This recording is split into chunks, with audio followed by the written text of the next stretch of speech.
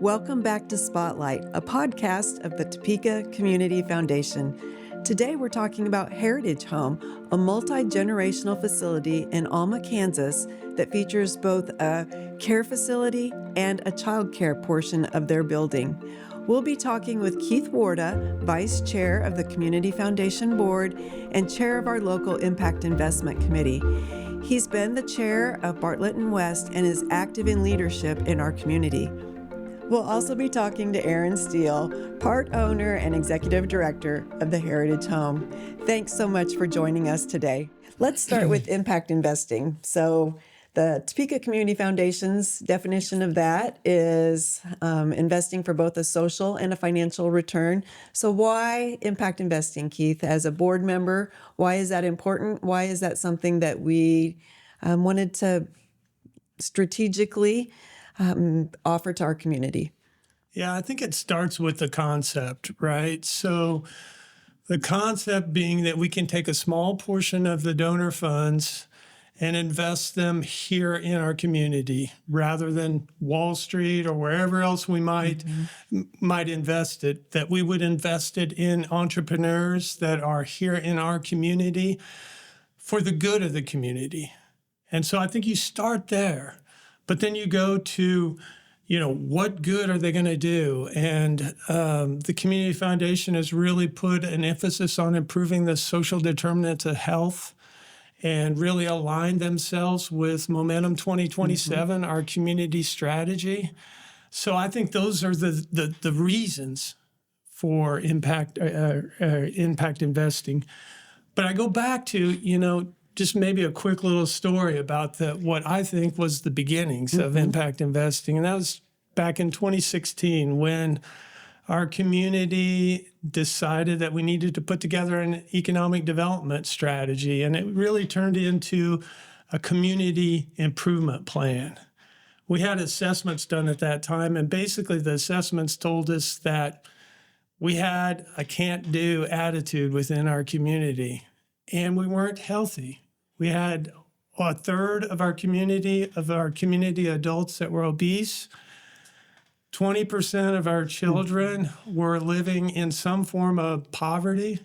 We had things that we had to improve upon. And that was the beginning of, I think, impact investing, because we started at that point in time to turn things around. I think the statistics that really captures my heart is the one that said that only 10% of our community felt like their kids were going to stay in the community. When they grew up, they were only 10% were going to stay here. And I think that rips at the soul of a community. I really do. I think you end up with, you lose your workforce. So how do you improve upon your business situation? Right. How do you have people to work in your businesses? But I think bigger than that, I think it rips at the generations that aren't able to tie themselves to the community. So the thing that I've really been proud of is that I think the Community Foundation has partnered with the leaders of our community to have an impact on these things that we've seen, and has made a big improvement, quite frankly. I think it aligns well with what the goals of Momentum 2022 and 2027 are, to improve hope, health, happiness, and prosperity for all.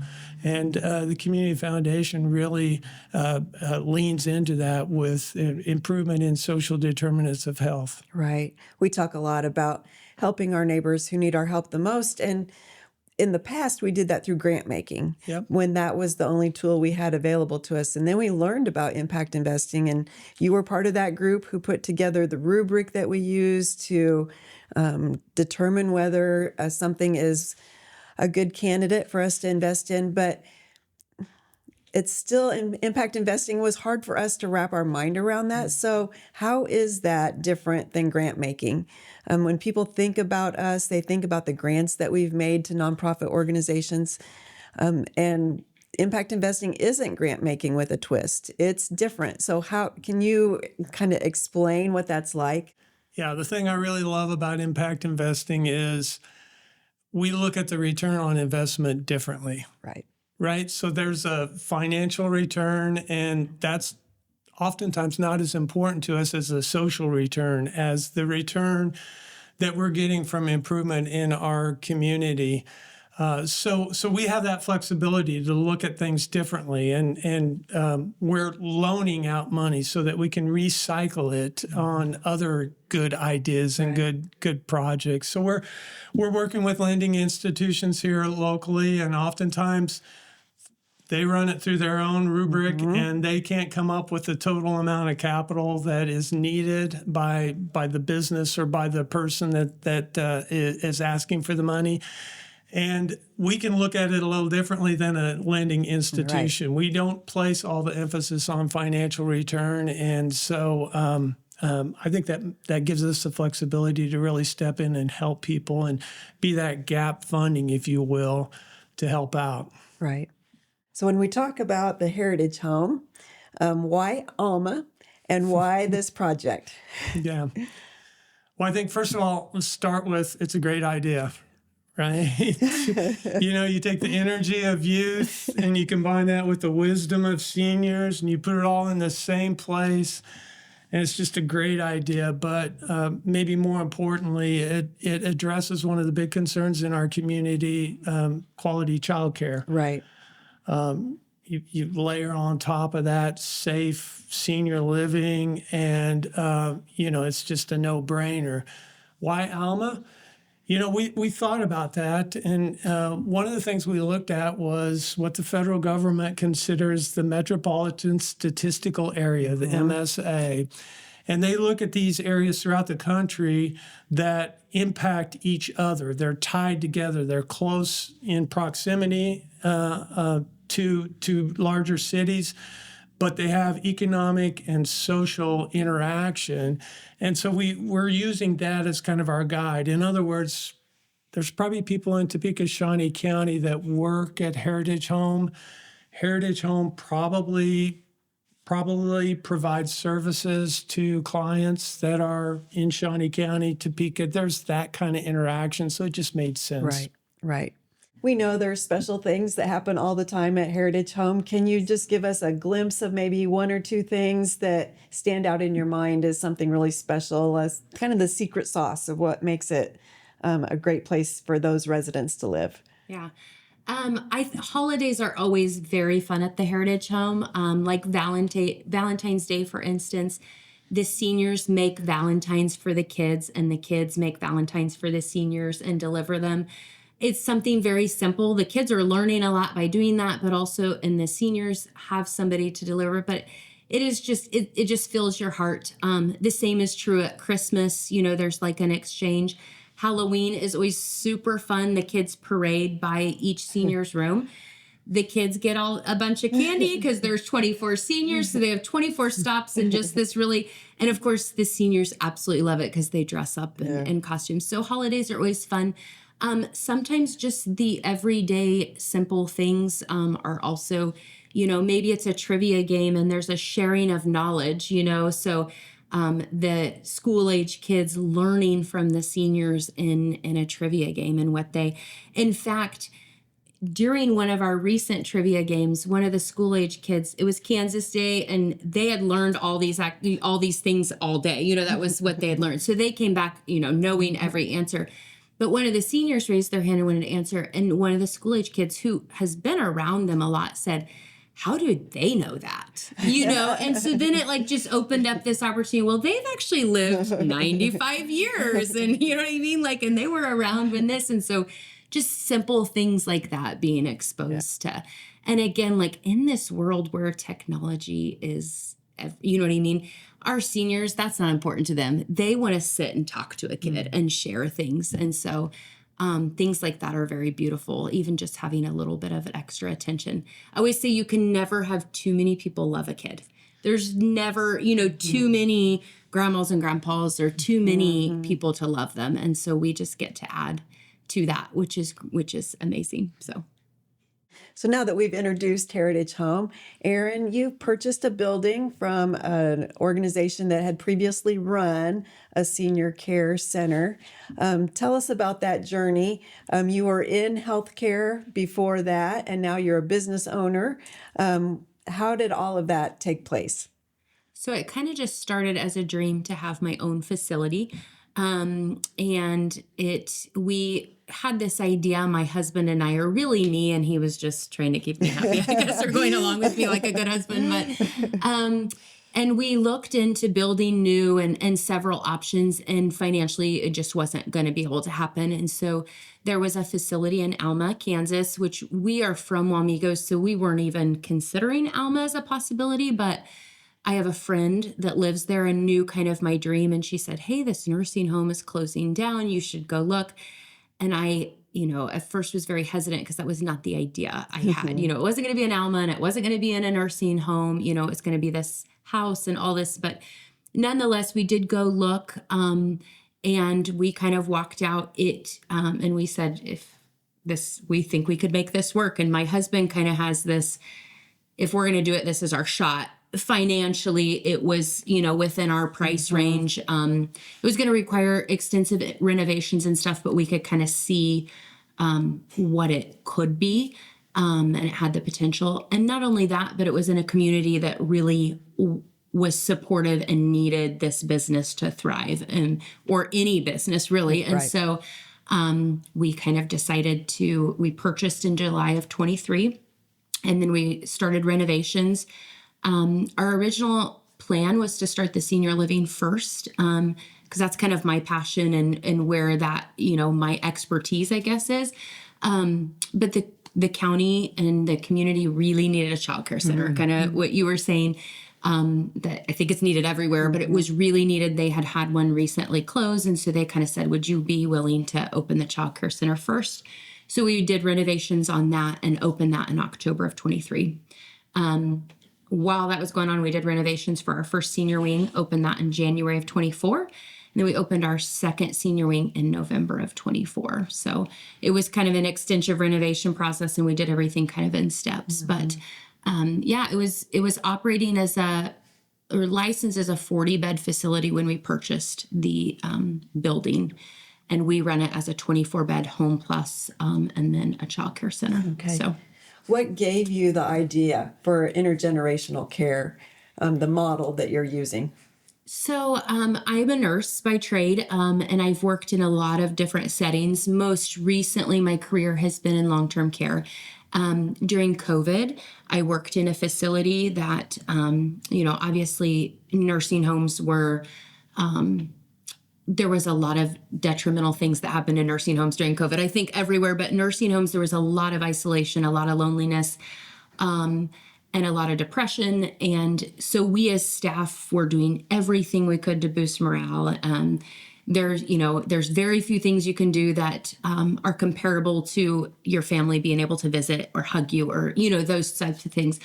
We tried all these things, depleted all these resources, we're constantly trained. And one day, a preschool class came and did an Easter egg hunt on the lawn. So this was when, there was no touching. They were outside. We could watch through the window, but that very thing, the joy that brought to the seniors, and it was this very simple thing, just watching children do an Easter egg hunt. I went home and I told my husband, I'm going to have a playground. When I have this facility, because I would talk about it all the time, I'm going to put a playground on it. And so the seniors can watch kids play, because it just brings them so much joy and kids just have this energy. And then as the dream kind of started to become a reality, or I was dreaming more, it kind of evolved into this, why not have a childcare facility where there's actually relationships being built and not just a watching thing, but actually interactions, and started researching a little bit on, other countries, and there are some that do this type of model, and just really kind of fell in love, and, everything just kind of set on fire for this idea. I would call and text, my family all night. Oh my gosh, when I have it, it's going to be like this, and I'm going to have this, and I'm going to do this. And so prayed about it and dreamed about it for a long time, and then was able to make it a reality. So I'd love it if you could give us a look into like the day in a life of the interaction that goes on there. What is it that happens throughout the day, and what that means to the residents and to the children who attend the childcare there?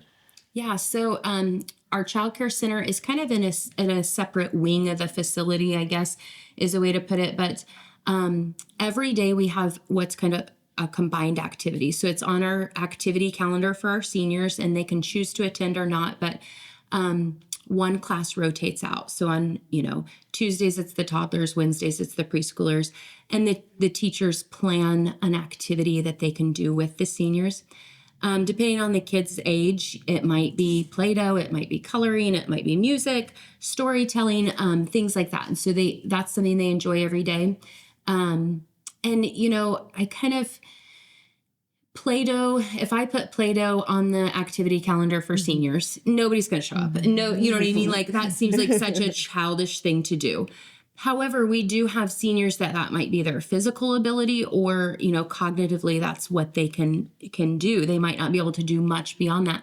So you put Play-Doh on a table in front of a kid and a kid's playing with Play-Doh and then it's not childish. And then it's this beautiful activity that you're doing and having fun. And before you know it, you're making things with a kid. So those are just examples of things that happen during that combined activity.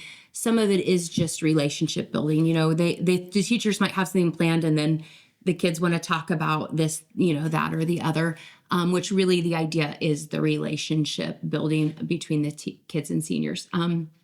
The seniors can volunteer in our childcare center, so we put them all in as a volunteer. So they can go down and read. They can do different activities down there.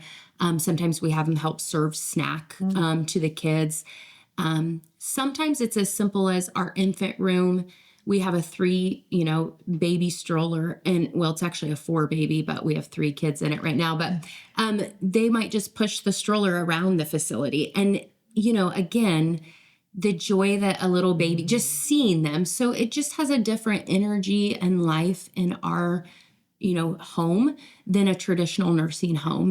There's just a lot of energy and life. And then we also have a before and after school program. Those kids obviously have a little more capabilities to maybe play bingo with the seniors or, play Uno or different games. So after school, sometimes they'll do that. One of the projects we're really trying to build is maybe, I have a retired teacher and maybe she can do the spelling words with the school age. So that's kind of something we're trying to develop, those types of things. And then it's a win-win for everybody. The kids practice their spelling. It gives the seniors a sense of purpose, just having, all of us have that innate where we want to help other people, and seniors have that. And so to be able to do that for someone else, it really is rewarding for them. Or even just serving snack, it gives them, that's something gives them some purpose. Right. And then, of course, the relationships is beautiful. One of the things that I think is, there's some things that have happened that weren't planned, which I think is what's great. I mean, it is a model that we are constantly adjusting to make it, because there's not a script for how this is going to go, so we do. But there's a few things that have happened that we didn't really plan, that are just not in a textbook. The senior or the children, the school age kids will sometimes serve the seniors. So there was a summer that they would come out. They wanted to come to the main dining room and they'd take orders and serve the seniors. Those are things that you can't teach in a textbook. Those, interactions, learning how to speak with people, learning how to, and also just serving other people. And so those are things that just kind of happened that are beautiful. And then also, just breaking the stereotype of nursing home. These kids are raised essentially in a nursing home. And so, and around elderly people. And so there's not a fear attached to seeing someone with oxygen or in a wheelchair or walking into a nursing home, which I think all of us can maybe relate to a time that you were young and went to a nursing home and it was this terrifying experience. Right. That's not the case for ours. And so, these kids, it's like our infants, this is just their life. And so that's been really neat to witness. Like it's just a natural thing for them. So you were recently in the headlines. Senator Roger Marshall toured your facility. Tell us what that was and really shining a light on this model and what that could mean for our state and even in other communities across our nation this might be planting a seed for them to think about. Yeah. So, as I mentioned, background is nursing, and so senior living was kind of my forte. The child care was kind of there to elevate the seniors, life or senior living life. However, what I found in opening a child care center is that it's really difficult to be profitable when, just running child care. And then I found, since then that there is a crisis in Kansas where, because it's very hard to profit or even sustain, people just don't do it. So that was definitely not my plan in opening a childcare, but we certainly have found that what happens is childcare is elevated by being in senior living. So for instance, financially, our seniors are the ones that pay the mortgage on the building. They pay our cooks. The income from there is where that comes from. So we're able to have things that most childcare centers can't have, such as an on-site nurse and a cook and a business office, which then, alleviates our director in childcare to tend to needs in childcare. So that just kind of happened. But because of that, there is a lot of they're trying to strategize ways to improve childcare. And so our model is one that's kind of came on the radar of how this could be a solution to two big problems. Right. And so the senator was in the area and wanted to come visit. He had heard about it as a possible solution. And so he did. He came, boots on the ground, visited our facility, looked to see how it was going to work. And he said, one of his things is this is the best solution I've seen so far, And again, I do think that, and so our hope is not to just affect, Wabunsee County or Shawnee County, or, you know what I mean? Like if we could make this model work in all throughout Kansas or all throughout the country, obviously. And so I think that's a step towards that, getting some attention of people that can maybe make that happen. Yeah. So it was exciting. When we think about expanding access, like you've talked about, how was it, if you could tell the story, that you got connected to the Topeka Community Foundation? Who made that connection? And then where did that go from the very beginning? So first of all, when we were in between phases of renovating our first senior model and our second senior model, because we opened childcare first, we depleted a lot of our capital because it took a while to get, and of course, renovations always take longer. And so we were kind of in a spot that we just needed some help. And kind of how you mentioned, banks only look at numbers. They don't look at your heart and what your idea. And so our business advisor from Washburn, Mary Ann, kind of said, hey, I think that, and kind of put me in touch with Marsha, who then was very easy to work with and made it very easy. And again, it's an intimidating process when you're in that position, because when you looked at numbers, just if you looked at what our income was, it wasn't as exciting. A banker didn't love that. But if you look at heard the story, which I think that your committee did, took the time to hear the story, what was coming, we had a whole nother wing opening, and so then seeing that potential. And so, and the process was I think everybody made it very easy. And when we went to talk to your board, everybody was very personable. And I think that makes a big difference. Yeah. So, yeah. Keith, when you heard about the expansion, you were there when we visited with Erin and her husband and heard their story.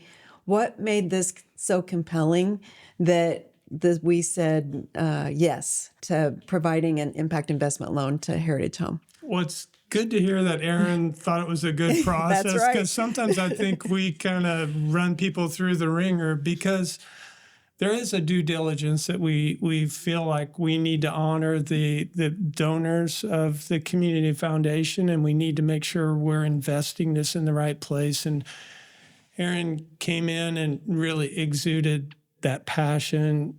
You could tell that she had the experience and expertise. She knew what she was talking about, definitely. But we look for that passion, and we look for somebody that we can trust, quite frankly. We want to be able to invest in people, in businesses that have a plan and are going to follow through on that plan, and we want to be able to trust that we can. And that's why sometimes we run them through so many interviews, to either wear them out or build that trust one way or another. Certainly, Erin is very trustworthy, and we loved her plan. We loved the idea of what was what her passion was about. And it was a pretty easy yes. Right. At that time, Erin, you were going to be opening a second wing. That has now opened. I know there's another hallway. So what is the future of Heritage Home, and what are your plans? Yeah, so we opened at the time that we received funding from the impact investing. We were finishing renovations on our second wing. So we did open that. We have been at capacity with a waiting list for quite some time in both our childcare and senior living. So that obviously is a lot of success. But I think more importantly, we're touching people's lives. We're providing quality care, and we do have an exciting expansion on our fourth wing, which was not part of our business plan and not even part of the model, but again, the county kind of came to us and said, hey, there's not a lot of real estate and we're needing primary care clinic. And so our plan as of right now, we're in the midst of working with us, Wamego Family Clinic, and they're going to run a satellite clinic out of 4 of our rooms in our fourth wing. Wow. We're also going to just have some extra amenities for our seniors, so a chapel and a salon, and possibly maybe a gym in the future. So again, we had different ideas of that wing, but this was a way we can touch more people. From a business perspective, it doesn't gain us a lot financially, but it certainly does from the social aspect and being able to help people, which is our mission. Right. We've adapted a few things, and hopefully we've got all the approvals and fire marshal, and so we're ready to move forward with renovations there. And so that's very kind of exciting. Yeah, Mm-hmm. Yeah. So if someone wanted more information about the Heritage Home, or they had family members who they wanted to refer to you, how would they get in touch with you? So we have a website, www.heritagehomefamily.com. And that has all of our information, or our phone number, 785-910-1233, and reach out to us anytime. One of my favorite things to do is give a tour, which in previous jobs maybe wasn't the case because I felt like a little bit of a fraud. Here it's the opposite. I love to share what we do. And so even if you're just interested in seeing it, or maybe you want to bring your loved one to me, and that's great, but maybe you're a business owner, administrator at a nursing home, or run a childcare facility and want to see this in action, I do encourage people to come. Awesome. Thank you so much. Yeah. We appreciate all that you do. We appreciate partnering with you and being a small part of the great work that you do. Thank you so much.